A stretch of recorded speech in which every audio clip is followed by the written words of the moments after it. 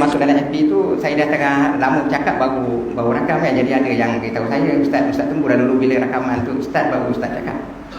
Kita ni kan. Okey, minggu lepas kita dah buat murajaah.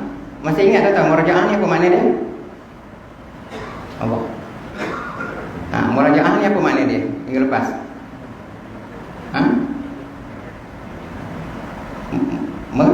Mengulang kaji. Ada yang ingat, alhamdulillah lah. Ingat munakahah kan. Jadi minggu ni kita macam juga refresh balik, iaitu bahasa Arab ni berasal daripada 3 huruf. Itu memang banyak kali saya ulang setiap kuliah. Bahasa Arab ni majoriti lah, walaupun tak semuanya, tetapi kita belajar yang majoriti lah. Umumnya bahasa Arab ni bermula dengan 3 huruf. Kemudian dia akan bertambah hurufnya dan menyebabkan pertambahan atau percambahan dari segi maknanya. Okey. Contohnya nazala.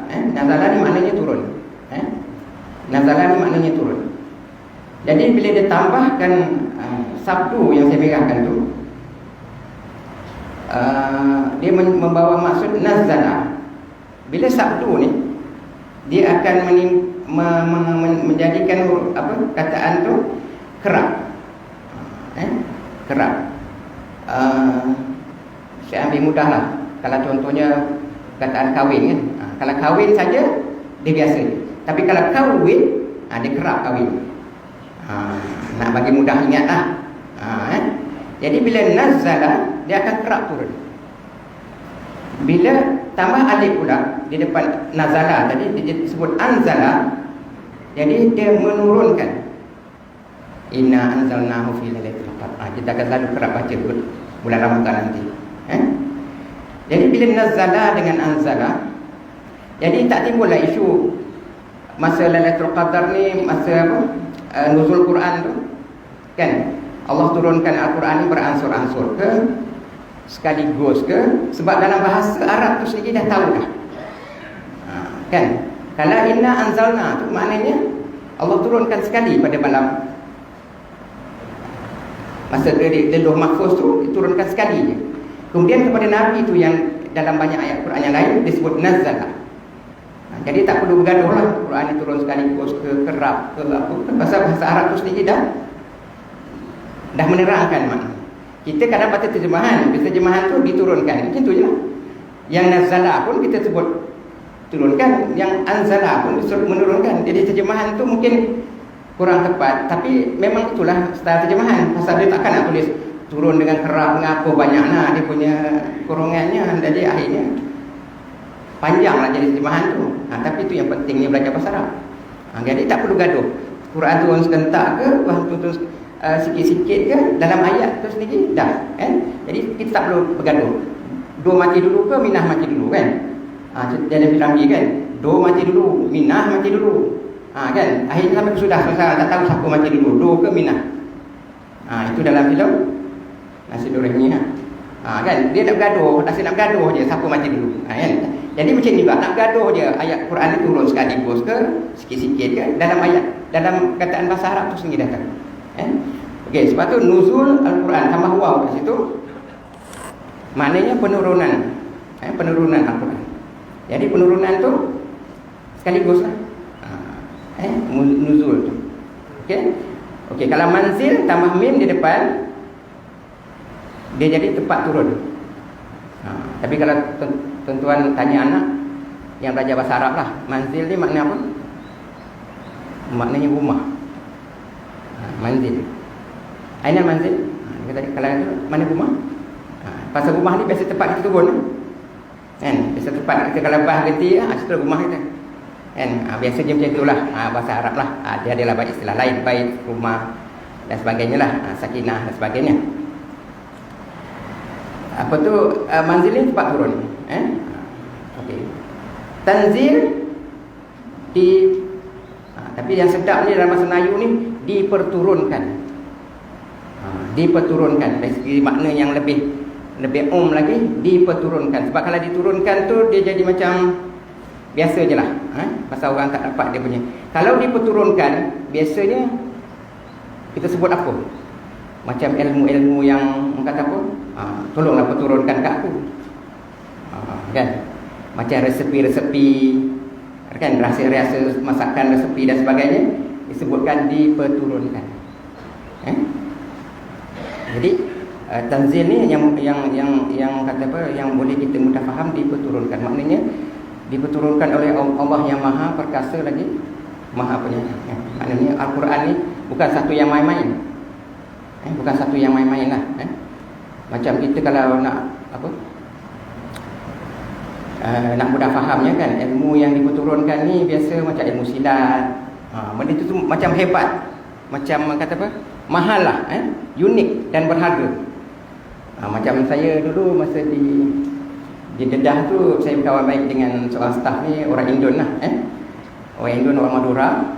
Memang saya rapat dengan dia lah. Saya buat dia tu macam cerita Piramli, Encik Harun dengan Encik Saleh. Saya buat dia tu, Encik Harun dengan Encik Saleh kan. Lepas tu bapak dia tanya, Saleh mana? Saleh driver. Apa? Driver pun jemput. Sosial. Saya ambil benda yang sudut yang baik yang Piramli tunjuk tu, saya buat. Masa saya di sana tu, seorang pemandu Indonesia ni memang saya baik dengan dia. Tapi isterinya 2. Bos isterinya 1. Dia walaupun supir, isterinya 2. Jadi isteri saya selalu cakap dengan dia lah, Pak Bahrom, lain ilmu boleh diperturunkan ya sama Pak Yaakob, tapi ilmu yang kahwin 2 jangan diperturunkan ya. Pasal diperturunkan tu satu yang hebat. Ya enggak, dia kata kalau enggak diminta, kalau diminta dia bagi, kan? Tapi dia tak turunkan juga sampai sudah. Okay, tapi saya cerita tanzil ni satu yang diperturunkan. Sebab tu dalam surah Yasin kita pernah buat tafsir Yasin dulu kan. Kita baca apa? Bismillahirrahmanirrahim. Yasin wal Qur'anil Hakim. Innaka laminal mursalin ala siratin mustaqim. Tanzilal azizir rahim. Tanzilal azizir rahim. Diturunkan oleh yang aziz, yang perkasa, yang gagah, yang kuat. Kalau dibeli istilah kami itulah. Lepas tu Ar-Rahim, yang Maha Pemurah, yang Maha Penyayang. Sebab diceritakan ayat surah Yasin tu yang kita baca setiap malam Jumaat, atau setiap kali kalau orang meninggal. Kalau orang tak meninggal, kita pun tak baca. Jadi Azizir Rahim tu maknanya diperturunkan oleh yang Maha Perkasa dan Maha Pemurah. Kenapa Allah gandingkan mula-mula macam tegas, kemudian lembut? Kalau dalam ayat-ayat yang lain mungkin Ghafurur Rahim dan sebagainya. Sebab hukum Al-Quran ni mesti dilaksanakan secara tegas, mesti buat. Lepas tu ada pertimbangan.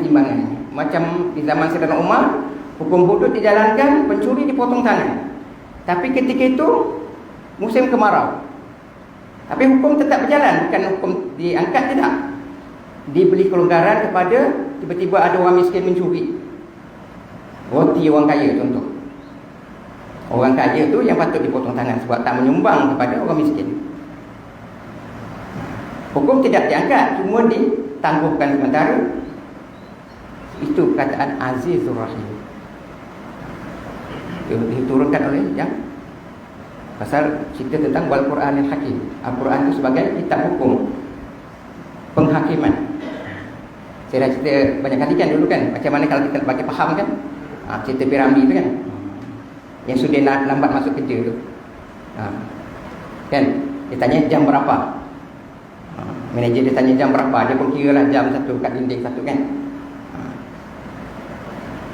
Bukan aku tanya berapa banyak jam berapa kau datang, pukul berapa kau datang, tengok tak ada jarum jam, kan? Potong gaji kamu RM2.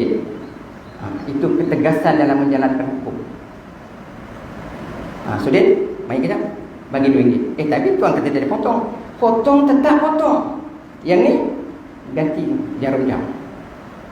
Itu sifat Ar-Rahim Allah SWT. Hukum tetap kena jalan, tetap wajib kena buat. Tetapi ada pertimbangan-pertimbangan ketika menjalankan hukuman. Jangan terlampau nak Ar-Rahim tadi. Allah Maha Pengasih, Maha Penyayang, tak payahlah buat kan. Dia ada perkataan Aziz sebelum tu. Kenapa Allah menggunakan Aziz pula? Kenapa tak Ar-Rahim Al-Aziz? Sebab memang kena tegas tu. Macam kita nak anak lah, memang sikap kita tegas. Maghrib balik, tapi dia ada masalah lain, aku tiba-tiba lambat balik. Adalah pertimbangan kita kenapa lambat balik. Tadi kita pancit contoh. Tapi hukuman tetap, mesti hukuman tetap. Maghrib mesti keadaan rumah, siap nak mandi, nak pergi surau dan sebagainya. Jangan tak apalah Ar-Rahim, tak apalah, bukan. Hukum Islam tidak boleh begitu. Itu penjelasan banyak dalam surah Yasin yang kita kerap baca. Sebab tu ulama-ulama memang dia galakkan sangat kita baca surah Yasin, sebab dalam tu banyak benda-benda yang kadang-kadang tak dapat yang kita nak buat.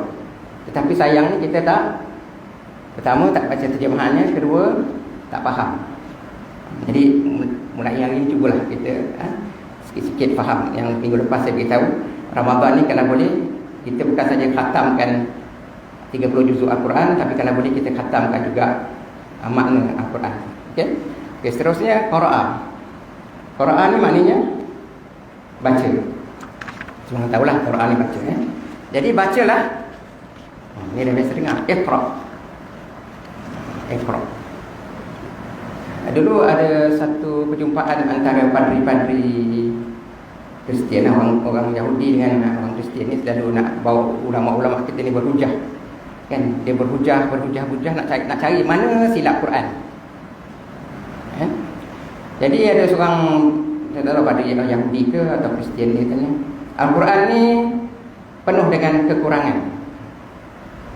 Okay. Apa yang kurang?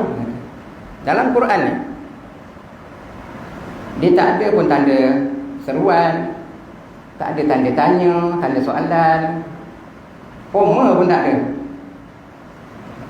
Titik pun tak ada sebenarnya, tu nombor-nombor kan. Memang banyak kekurangan. Lepas tu ulama semua macam terdiam juga kan. Soalan yang tak pernah dibangkitkan. Dia kata kami orang Islam dan beriman ni taklah sebodoh kamu. Kami ni tak perlu ada tanda seruan, tak perlu tanda soalan. Kami tahu dah tu tanda seruan, tu tanda soalan. Macam contohnya Iqra. Bila tambah alif depan tu dan mati di hujung tu, nombor 3 tu mati tu, itu memang tanda seruan. Iqra, bacalah. Ini kelebihan bahasa Arab.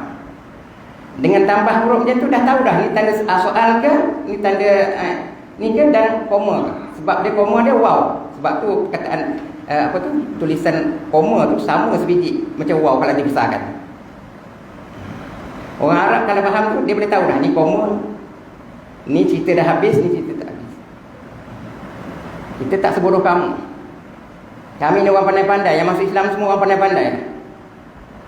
Jadi kami tahu dah mana nak tanda soal, mana nak berhenti, mana nak tanda seruan. Macam duduk contohnya, ijlis, duduk. Dia tambah alif kat situ, dah tahu dah.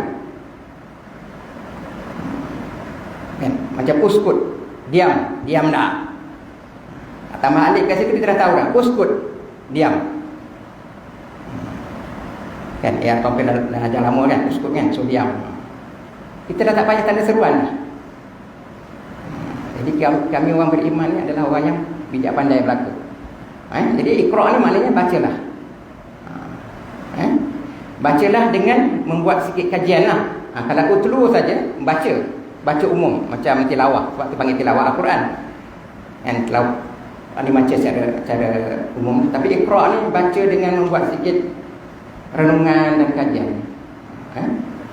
Okey, Quran maknanya bacaan secara umum. Secara umum. Kalau tambah alif lam Al-Quran tu, itu baru kalau bahasa Inggeris disebut the book. Dan al tu the. Jadi Quran maknanya sekadar bentuk bacaan.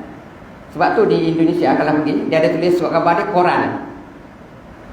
Dia bukan Al-Quran, dia Quran. Kita ingat tu, ni Quran ke? Kan kalau yang tak biasa tengok dia punya surat khabar, dia edarkan Quran ni macam tu je ke? Punya surat khabar sebut bacaan. Ciri bahasanya lah kan. Quran. Tapi Al-Quran, itulah Al-Quran yang kita baca. Tapi kalau tuan-tuan perempuan, perempuan tak ada. Kalau tuan-tuan tengok Quran dengan Al-Quran tu ada beza tang mana? Dengan alif lam dan nun yang di hujung tu. Kalau di nota kalau tu saya merahkan. Nun tanwin dengan nun tak tanwin kan. Jadi secara umum lah ini untuk ingatan secara umum lah.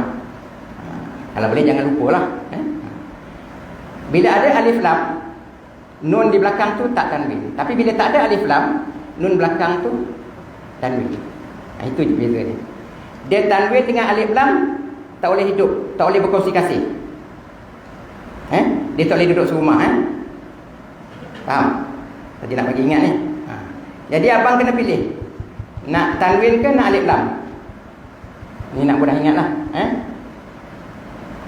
Kalau abang sayangkan alif lam, tinggalkan tanwin. Nak ulang lagi ni. Kalau abang masih sayangkan tanwin, ceraikan alif lam. Faham? Di alif lam dengan tanwin tu tak boleh. Tuan-tuan macam blur je. Bila sebut pakai kahwin ni macam blur je kan. Saya nak bagi faham je. Maknanya alif lam dengan tanwin ni dia tak boleh bermadu.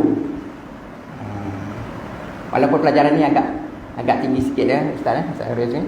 Kalau begitu sekolah-sekolah tu mungkin nilai sikit, tapi untuk generasi-generasi ni saya saja nak cerita ni supaya dalam Quran nanti, sebab kita dah persediaan ni nak baca Quran dalam tadarus bulan Ramadan.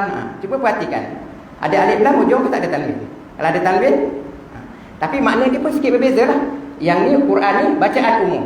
Al-Quran tu al tu menyebutkan. Saya ambil contoh mudah lah. Malik Yaumiddin. Malik pemilik. Malik. Sebab tu bila sebut malaikat maul, ada yang sebut malaikat maul. Bila pula malaikat turun kat maul tu? Memanglah ada malaikat kan, tapi bila pula malaikat ni mana pemilikan. Mungkin betul kan anak-anak kita yang sebut malaikat maul. Wah hebat kan? Malaikat yang mana betul? Jibril, Mikail. Kan dia malaikat. Malaikat ni maknanya pemilikan, maknanya pemilikan orang Islam kat situ. Kan? Yang koperasi Islam buat tu kan. Jadi malaikat maul. Malaikat ni maknanya malik, pemilik. Kalau malik raja, raja pun dia pemilik juga kan. Jadi Malik Yaumiddin, pemilik hari. Alif lam kan tak ada alif lam ke ad-din. Malik Yaumiddin ni hari-hari baca ni tuan-tuan. 17 kali sehari kalau yang solat, yang lebih betul, yang lepas tahun ni baca macam-macam. Malik Yaumiddin. Ad-din tu ada alif ke tak ada alif? Alif lam. Malik Yaumiddin. Ni satu apa kata. Lepas ni kena tengok balik lah tulisan dalam Al-Fatihah tu. Tulisan biasa kalau masjid-masjid dia ada apa? Fatihah di depan, ayat kursi dan sebagainya. Malik Yaumi Ad-Din, ada alif lam. Menunjukkan ketika hari kiamat besok pemilik hari agama. Bila sebut the religion, hari agama tu hari agama Islam satu je. Jangan kata ini semua untuk semua agama, tak. Sebab dia ada alif lam. Tapi kalau Maliki Yaumiddin je tak ada alif lam, untuk hari untuk semua agama. Boleh nampak? Siapa tak nampak? Maknanya hari tu agama Islam saja yang diiktiraf hari kiamat tu. Dan kita nak bincang tentang agama Islam je. Agama lain tak nak lah, tak pakai pun, tak terpakai. Kita nak bincang agama Islam ni, yang orang Islam ni, amalan tu apa. Kita nak bincang tu dia. Orang yang pakai Islam kita dah lama dah humban ke neraka dah. Kita nak cerita orang Islam ni, kau semayang ni, berapa itu, berapa kat ni, kau semayang berapa banyak, kau puasa berapa banyak, kau ni Ni banyak kau sedekah berapa banyak, kau tolong orang berapa banyak. Ni tak cerita orang Islam punya cerita je. Yang tentang Islam je. Yang kau makan berapa banyak tu dah tak cerita dah. Itu dah tak cerita dah. Nak cerita tentang Islam, tentang agama je. Kita nak cerita tentang agama hari kiamat. Sebab tu disilahkan Maliki Yaumiddin tu hari kiamat.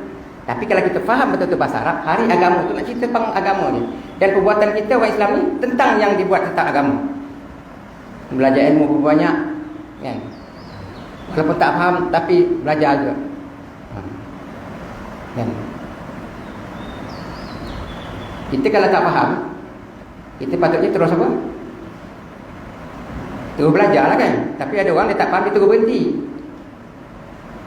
Kalau kita tak faham apa yang ustaz merepek kan, kata kan, teruslah belajar, bukan terus berhenti. Kan macam tu kan. Jadi nak cerita dia tadi, ad-din tu satu je agama. Tak perlulah sebut Islam, sebut the religion tu. Okey. Ad-din tu satu je. Islam agama lain dah kita tahu. Okey. Qari maknanya pembaca. Kita sebut qari kan. Sebab orang Arab ni kadang-kadang hamzah dia tak nak sebut sangat. Macam luk-luk kan. Luk-luk pasal raya luk-luk tu disebut lulu je. Lulu je dia nak senang sebut. Sebenarnya luk-luk pasal raya luk-luk, lambau hamzah.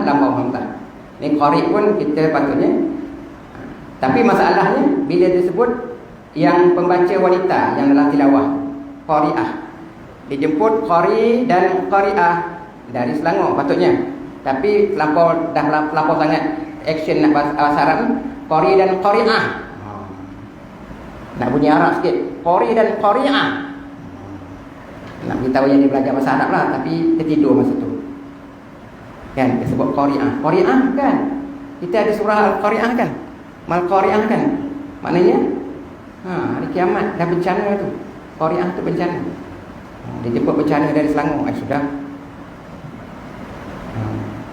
Jadi biar nak berdengar anu pun biarlah betul sikit, Selalu orang salah sebut ialah amal jariah. Dia amal jariah. Ini terlampau nak Islamik sangat. Amal jariah. Dia jariah. Ini qari'ah. Kalau daerah, ni masjid ni dalam qaryah, qaf ya ta, qaryah. Kucingku minat nak belajar bahasa Arab. Okey, qaryah. Dia tiga kan? Qari'ah, qaryah. Itu pun kadang-kadang ni anta macam nak cakap Arab sangat. Anta qaryah mana? Beritahulah sikit, saya dah belajar bahasa Arab. Qaryah. Anta qaryah mana? Okey, makruh ni biasa yang dibaca tambah mim di depan. Kita pun dah cerita berlepas murajaah tu kan, macam mana datang kata mahfuz, maktub dan sebagainya. Jadi makruh ni yang dibaca, biasanya doa lah, doa yang dibaca, insya-Allah. Okey, sarafa ni mungkin tuan kurang sikit. Tapi apa yang kita belajar sekarang ni, ilmu saraf ni adalah ilmu yang menuka-nuka ni tadi.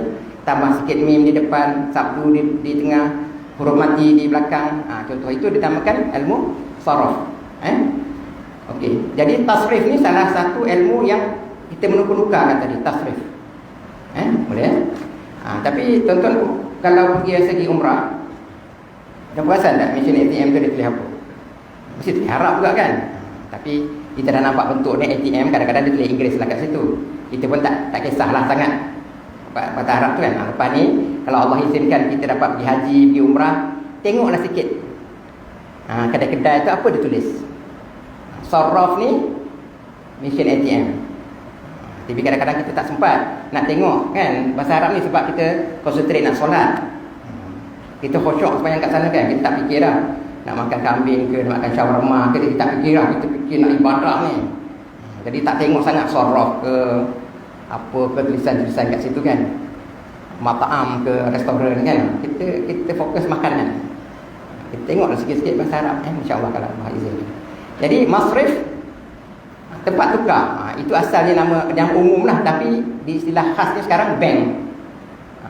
Kan? Masrif Araji, bank Araji. Tapi orang Arab pun sekarang dah guna perkataan bank dah. Kan? Tapi ada juga macam Araji dia masih kekalkan Masrif Araji. Maknanya bank Araji. Jadi musrif pula orang yang nukarkan duit. Penguruk. Saya tak tahu bahasa apa penguruk ni. Penguruk ni tak tahu lah Indonesia ke mana kan. Jadi kita penukar wang kan, money changer. Ini pun tuan boleh tengok lah di banyak kita nak tukar duit. Tapi biasa kadang-kadang kita tukar di tabung haji kan. Tapi kalau kita saja nak tukar di situ, kita boleh tengok. Musrif maknanya penukar. Penukar wang. InsyaAllah. Okey. Seterusnya wa'ada ni maknanya janji. Kita biasa dengar mi'ad, maknanya perjanjian. Allah innaka la tukhliful mi'ad. Allah tidak sekali-kali memungkiri janji. Allah dan Rasul tak pernah mungkir janji. Sebab tu innaka, sungguh Allah, dia tak, engkau tidak pernah memungkiri janji. Maknanya kalau Allah kata berdoa lah, Allah akan makbulkan. Allah akan makbulkan. Cuma kenapa tak makbul lagi? Allah tidak pernah memungkiri janji. Sama ada dia akan kabulkan di dunia, atau di akhirat, atau ditolak balak. Tolak balak kepada kita kan. Kalau Nabi itu mungkin janji, tak adalah sifat siddiq, amanah. Jadi Allah dan Rasulnya tidak pernah memungkiri janji. Macam surah Ar-Rum lah. Cerita kan, mula-mula kan Rom kalah lawan dengan Parsi, tetapi Allah turunkan satu surah nama Ar-Rum. Allah cerita balik, nanti Rom akan menang balik melawan Parsi. Walaupun benda tu berlaku 9 tahun, ada yang tafsir mengatakan 9 tahun kemudian. Tapi Allah tidak pernah bohong. Dalam Quran tu Allah tidak pernah. Kalau tidak, tak adalah lagu apa guna berjanji kan, kalau tak ditepati. Lagu pula kan. Jadi Allah ni tidak. Okey, mi'ad ni perjanjian. Allah anggap apa yang dia janji tu adalah perjanjian. Kalau kita kena chop stamp, mati stamp dan sebagainya, seolah-olah begitu. Okey, wa'id ni sangat-sangat berjanji. Allah pun kata, kalau ada perkataan itu maknanya, kalau dalam cerita jumpa belalang tu, janganlah tuanku mengapa-ngapakan anak patik. Patik adalah manusia yang memegang teguh pada janji. Patik janji hari ini, patik datang hari ini. Itu wa'id, maknanya memegang teguh pada janji. Ya. Kita pula jangan kata berjanji sumpah kita buat main-main ni. Kan? Kita sumpah kita main-main. Ya. Okay. Berjanji pun sebenarnya dua dosa dah kalau kita mungkin janji, apatah lagi bersumpah. Kita tak nak Allah. Tapi apa pun tak payah bersumpah lah. Sebab makhluk yang pertama bersumpah ni iblis sebenarnya. Dia nak meyakinkan Nabi Allah Adam makanlah buah ni, tak ada apa. Sumpah. Tak payahlah. Kalau dah buat tu salah lah. Kalau dah betul lah. Tak payahlah sumpah lah. Okey, hadatha maknanya hadis. Kita bisa dengar kata-kata. Hadis maknanya perkataan. Ya. Tapi bila ada alif lam, perkataan tu khusus untuk Nabi. Perkataan hadithun, nampak tak tadi? Al-hadithu. Nampak tak tanwin dengan alif lam tak boleh bersekali. Carilah jalan lain macam mana pun, memang tak boleh duduk serumah. Bawalah hakim mana pun tak boleh. Jadi hadis ni maknanya perkataan. Tapi ada makna-makna yang lain lah dan sebagainya. Tapi saya nak cerita ni fokus pada perkataan. Al-hadis maknanya hadis Nabi lah. Sebab tu perkataan alif lam ni penting. Sebab tu saya bagus bila ada orang tanya kenapa yang di Pertuan Agong kita sebut As-Sultan Abdullah. Biasa kan orang biasa negeri lain kan Sultan Muhammad, Sultan Iskandar, Sultan. Tapi Tuanku Agong kita sebut As-Sultan, menunjukkan As-Sultan Abdullah tu dia seorang. Dia kalau Sultan Abdullah pula, dia sebenarnya kalau tak ada sebut alif lam tu, As-Sultan tu, dia jadi Sultan kepada Abdullah tu. Bukan dia yang Sultan, Sultan kepada Abdullah. Macam contoh kalau kita nak sebut Al-Ustaz Yusri contoh kan. Dia kena macam tu sebenarnya. Itulah Ustaz Yusri itu sendiri, Al-Ustaz. Tapi kalau Ustaz Yusri, Ustaz kepada Yusri itu. kalau nak lebih tepat lah. Tapi baguslah Amanah Agung kita buat As-Sultan, the Sultan. Jadi kalau Sultan dia umum lah. Nampaknya ada perkembangan bagus dari segi bahasa Arab tu, mungkin penasihat dia ke sebagainya. Ceritanya. Jadi muhaddis ni pakar tentang hadis. Muhaddis dia pakar dalam perkataan-perkataan tu, sebab nak mentafsirkan, apa kata ayat Quran dan juga hadis ni tuan-tuan, memang kena pakar bahasa sebenarnya. Dan pakar budaya Arab tu sendiri. Kenapa dia sebut macam tu? Dia kena ni jugalah. Dia tak boleh sebarangan orang nak tafsir Quran ataupun nak nekal hadis. Tapi itulah muhaddis. Antara muhaddis kita yang termasyhur adalah Imam Bukhari, Imam Muslim, Imam Nasa'i, Ibnu Majah dalam kitab Sunan Sittah. Sunnah-sunnah yang 6 tu. Tapi tuan-tuan tahu tak, mereka ini adalah pengikut mazhab Asy-Syafi'i. Kita yang baru copy paste hadis, memang tak pernah hafal pun, saya tak nak bermazhab-mazhab ni. Saya nak Quran dan Sunnah. Tahu tak, Imam Bukhari yang hafal, ada yang kata jutaan hadis yang dimasukkan dalam buku baru ratusan ribu. Dia hafal dah jutaan. Ratusan ribu tu yang dibukukan tu hanya sikit je. Ada lagi yang tak sempat. Dia berpegang pada mazhab Imam Syafi'i. Imam Muslim berpegang. Itu pula hebat. Hanya sekadar makan nasi Bukhari dia pun dah rasa macam belum jadi Imam Bukhari. Lepas ni ikut mazhab still Imam Syafi'i. Okey. Jadi saling berkata-kata muhadatsah. Yang kalau kita belajar perbualan, conversation tu sebagainya itu muhadatsah. Bolehlah hiwar dan sebagainya itu bolehlah. Berbual-bual kan. Jadi muhadatsah. Saling maknanya kalau muhadatsah ni maknanya saling kata-katalah. Perbualan ni tak ada seorang-seorang. Dia kena dua atau lebih. Itu namanya muhadatsah. Okey. Seterusnya zakara. Zakara ni maknanya ingat. Jadi ingatlah. Uzkur. Tak perlu tanda seruan. Tak perlu tanda. Ingatlah kalau kita tulis kan. Kalau kita buat cakap Melayu kan, ada tanda soal, ada tanda seruan, ada titik-titik. Bahasa Arab tak perlu dah. Kalau pandai bahasa Arab ni dia tak perlu macam tu. Dia uzkur cukup. Ingatlah. Zakir, pemberi ingat.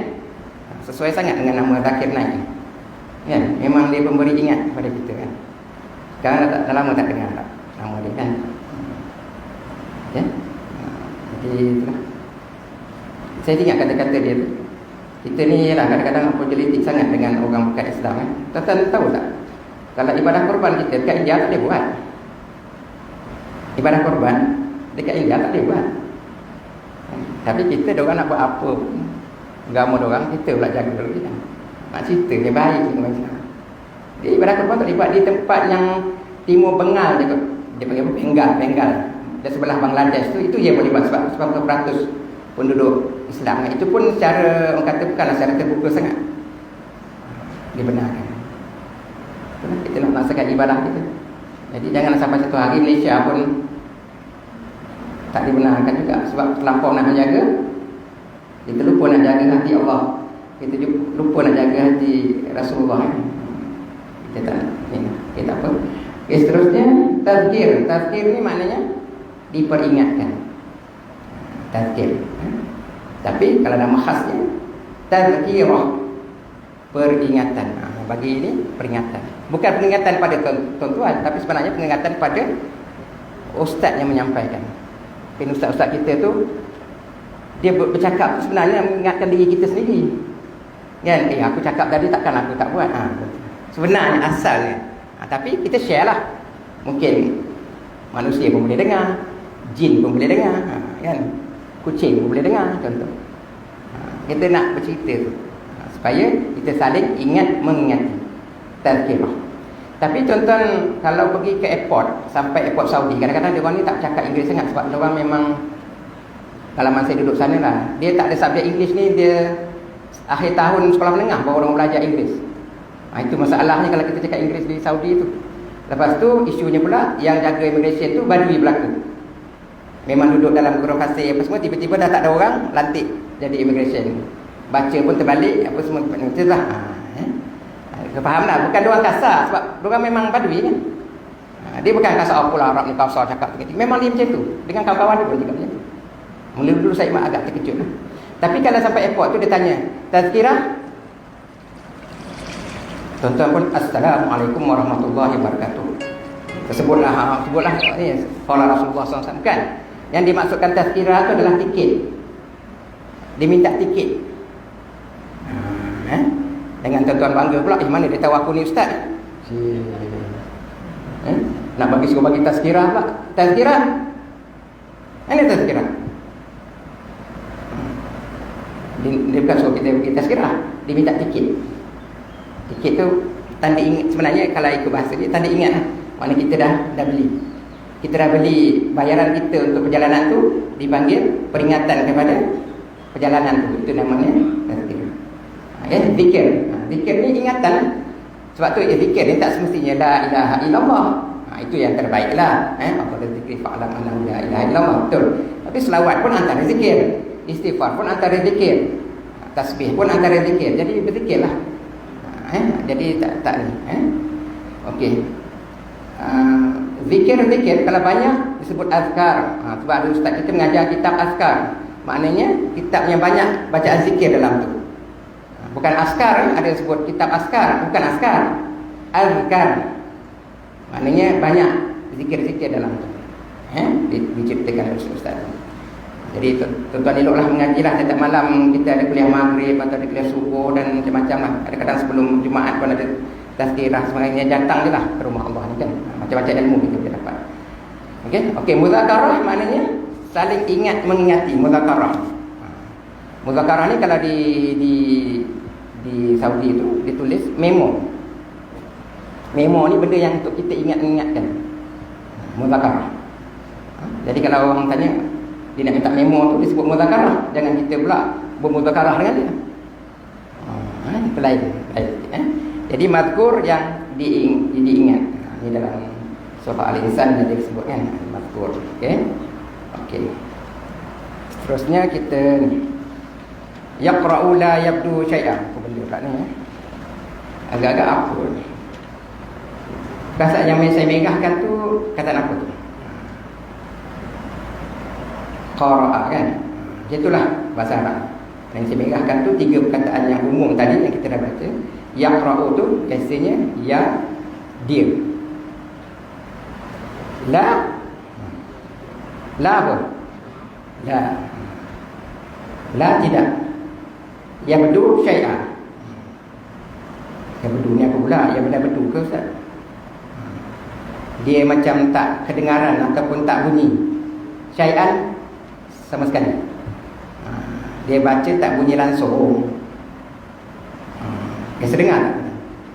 Yaqra'u la yabdu syai'an. Kita nak terjemah filem-filem Piramli kan. Nak ambil bahasa kan. Sekarang filem-filem Piramli sekarang dah dikala kan. Dah warna kan bagus lah. Nanti nak dia ambil bahasa pula. Bahasa Arab kan. Yaqra'u la yabdu syai'an. Secara umum lah ya. Tak sepertinya tepat ni kata. Cara ni lah. Dibaca tak bunyi langsung. Tak tahulah nak terjemah bahasa Arab. La yabdu syai'an. Nak bagi ingat lah. Itu secara selingan lah. InsyaAllah kita yang pentingnya kita faham bahasa Arab ni adalah untuk kita faham sedikit Al-Quran lah. InsyaAllah. Okey. Wa kadzalik. Kita dah waw tu waw apa? Banyak kali dah. Jadi waw tu waw. Waw bulan. Waw ni jerti dah tahu dah maknanya. Tuan-tuan bukan apa? Bukan tak kasi jawab sebenarnya, tapi saya jawab tak bunyi langsung. Saya jawab dah tapi tak berbunyi. Wa dan kadzalik, demikian itulah bolehlah. Kata tu anzalna, turunkan. Hu tu dia mana Quran anzalna, na tu dipanjangkan, na tu sebabnya kami. Dan ada dua perbahasan kitab tafsir mengatakan na tu kenapa kami. Pertama, kami di situ bukan ramai Ni kata tadi. Saya kata tadi kalau nak jadi apa tu, dia bukan saja faham bahasa Arab, tapi dia kena faham budaya Arab. Kenapa kami? Contohnya Assalamualaikum. Kum tu kamu, ramai. Kenapa seorang kat situ Assalamualaikum? Kum di situ bukan makna ramai, makna memuliakan.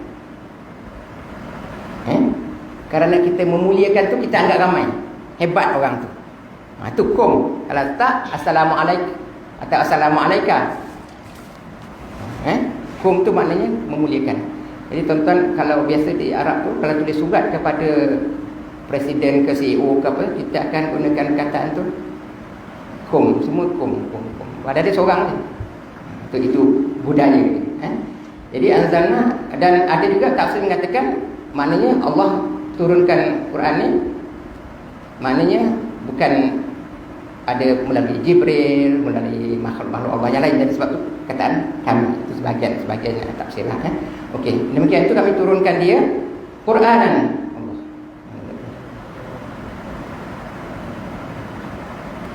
Bacaan tu dalam bahasa Arab. Sebab tu tadi kenapa Al-Quran turun dalam bahasa Arab, dia memang itulah tadi, dia terlalu istimewa yang tak ada pada bahasa-bahasa lain. Kan? Dia ubah sikit je jadi makna macam ni, ubah sikit je. Dalam bahasa Melayu dia tak boleh. Minggu lepas kan kita telah belajar, kalau dia kerak macam ni, kalau bersangatan macam ni, kalau dia selalu orang kata berpanjangan, dia macam ni ayat bunyi. Jadi bahasa Melayu dia tak bunyi macam tu. Kan? Kita kalau kecil, lebih kecil sikit, kecil, kata tu kecil. Dia terpaksa panjangkan kata kecil. Itu kan. Tapi kata kecil itu tak betul apa, tapi Arab dia ada kataan-kataan tambah huruf dan sebagainya. Jadi Quran ini dalam bahasa Arab, wasarrafna fi, dan kami perjelaskan. Dan perjelaskan ni pun Allah ada perkataan, ada sabtu kat situ, mana Allah perjelaskan pun bukan dalam satu metod saja. Allah perjelaskan dalam bentuk macam ni, Allah jelaskan dalam bentuk macam ni. Kadang-kadang Allah beri perkataan Allah murka, kadang-kadang Allah laknat, kan? Kadang-kadang Allah istilahkan turun bala, kan? Jadi pengajaran-pengajaran Quran tu dia pun bertukar-tukar. Tu kata sarafa tadi. Macam yang diperingatkan pada Fir'aun, mula-mula turun kutu, kemudian katak, kemudian belalang, macam-macam. Allah nak bagi peringat lagi. Fir'aun tetap juga tak insaf, sampai darah lagi. Akhirnya dengan air baru dia tewas. Fir'aun tu pun dah nyawa sampai ke kerompong baru nak insaf. Tapi Allah ni gitu juga kita dalam dakwah ni. Kita ajak orang ni jangan jemu. Ajak melalui WhatsApp, datang surau, datanglah kuliah. Kan? Tak boleh kita pergi pula. Kalau boleh kita pergi. Macam itu surau buat program ziarah. Especially sahabat-sahabat kita yang dah berusia tu kan. Kita pergi ziarah. Kemudian kita buat lagi gerobok rezeki supaya orang datang juga. Kita ajak lagi dengan cakap mulut, dengan WhatsApp ni. Tak juga, keluarkan buletin lagi. Keluarkan buletin agar setiap rumah dapat satu mesej. Nak beritahu bayar BKK, apa lagi, nak beritahu kita ada program ustaz-ustaz ni sekian-sekian, ada jadual. Nanti kita keluarkan buletin. Itu metod yang sarafa tadi, yang ditukar-tukar supaya orang dapat peringatan Al-Quran. Minal wa'id, dan janji Allah ni tetap, maknanya pasti akan berlaku. La'allahum yattaqun, mudah-mudahan kamu bertakwa. Jadi lebih kurang macam puasa jugalah kan, untuk akhirnya kita bertakwa. Turunkan Quran ni, belajarlah bahasa Arab, perkataan Arab kat situ. Mudah-mudahan mendekatkan diri kita dengan takwa kalau belajar bahasa Arab ni, sebab kita faham. Kita faham apa yang Allah, mesej yang Allah nak sampaikan kepada kita. Boleh? Jadi itulah katakannya, mudah-mudahan kamu ambilnya sebagai zikr. Mudah-mudahan kamu ambilnya sebagai ingatan, keringat. Ya.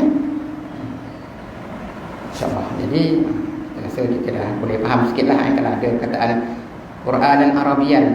Anzalna, okey, dah boleh faham sikit kenapa ni macam ni. Okey, sarafa kita boleh wa'id, la'allahum yattaqun, kita dah tahu dah. Ada kataan zikir dan sebagainya, kita dah boleh agak ayat-ayat ni tunggu. Tapi itulah tadi, kalau pun kita bacalah terjemahan dia.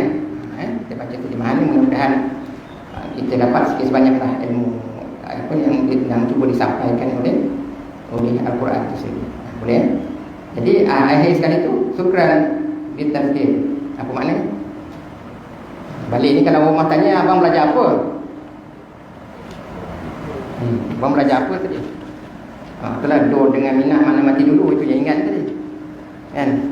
Baliklah. Syukran ditafsir. Terima kasih kerana mengingatkan. Kan? Syukran ditafsir. Syukran ditafsir. Langgar batu kat depan, syukran apa tadi ya? Lain kali elakkan batu-batu yang di tengah jalan tu supaya tak terlanggar. Syukran ditafsir. Boleh tuan-tuan? 1, 2, 3. Syukran ditafsir. Syukran ditafsir.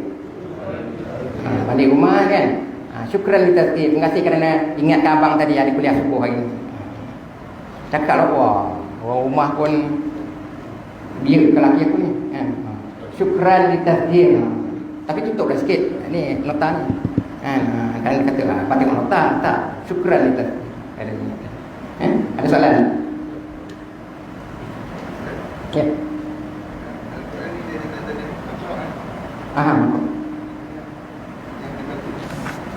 Yang dibaca betul. Maknanya itulah dia kata. Terjemahan di dalam Al-Quran ni yang sebut tu yang dibacalah makro. Betul lah yang dibaca. Bukan maskur tadi yang saya confuse dengan maskur. Maskur yang diingatkan kan? Maskur kan makro. Yang dalam surah Al-Insan.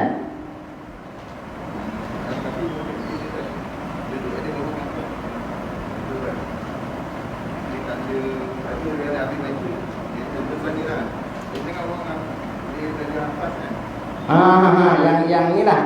Ialah mungkin itu mungkin jadi dalam nama khas agaknya. Saya boleh cek balik lah. Tapi maknanya dibaca, yang dibaca itu setakat ni. Kan? Yang dibaca itu setakat ni. Boleh jugalah dianukan sebagai makro. Ataupun ada makna lain yang lebih khas. Macam tadilah kan, maknanya kita terjemahkan tu, tapi bila tiba dia ada bahasa yang tertentu macam tadi tasrif, dia memang ilmu belajar pertukaran. Saraf tu ilmu yang menukar-nukar, tapi dari segi bahasanya bertukar aja. Kan bertukarnya, tapi saraf tu ataupun yang biasa dalam Quran ni penjelasan. Tapi kalau kita sebut penjelasan saja, kita nampak macam yalah Allah menjelaskan, betul lah. Tetapi penjelasan Allah tukar-tukar supaya manusia yang jadi macam ni faham macam ni. Ada yang jadi macam ni faham macam ni. Ada yang jadi macam ni dia mudah faham cara macam ni. Jadi kita macam itulah tadi macam kita nak dakwah tadi. Mungkin ada orang dengan WhatsApp tak jalan. Ajaklah betul-betul, dia kata dia marah kita pula lagi. Ajaklah betul datang subau ni memang WhatsApp pula. Kita pula salah. Ajaklah betul. Ajak betul. Selalulah ajak. Dia akan cakap macam tu kan. Especially kat akhirat nanti. Dia kata engkau tak ajak betul-betul, ajak sekali je. Ajaklah lagi. Beritahulah makanan apa hari ni. Dah sampai belum? Kadang kuliah dah habis tu, sarapan tak sampai belum? Okey, cantik. Okey, syukran li tazkir. Terima kasih kerana mengingatkan makanan dah sampai. Okey, jadi tak ada soalan lagi. InsyaAllah kalau tak ada apa-apa, kita harap kita dapatlah ambil peringatan daripada ini. Wabillahi hidayah taufik. Wassalamualaikum warahmatullahi wabarakatuh. Terima kasih atas kepada Rasulullah.